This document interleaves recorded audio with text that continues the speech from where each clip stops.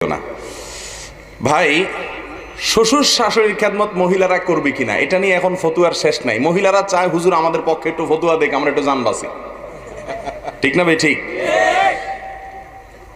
মাসআলা আমি সোজা বলি, অনেকেরই অপছন্দ হবে, পুরুষদের সবার অপছন্দ হবে, তারপরেও বলতে হবে সত্য কথা। আমাকে মা বাবার খেদমত সন্তানের দায়িত্ব। ছেলের দায়িত্ব তার মা বাবার খেদমত করা, মেয়ের দায়িত্ব তার নিজের মা বাবার খেদমত করা। কিন্তু আমাদের মতো গরিব দেশে ছেলে চাইলে বাবা মার খেদমত বসে বসে করতে পারে না। এই জন্য সে বাইরে যাইতে হয়, বিদেশে যাইতে হয়, দূরে যাইতে হয়।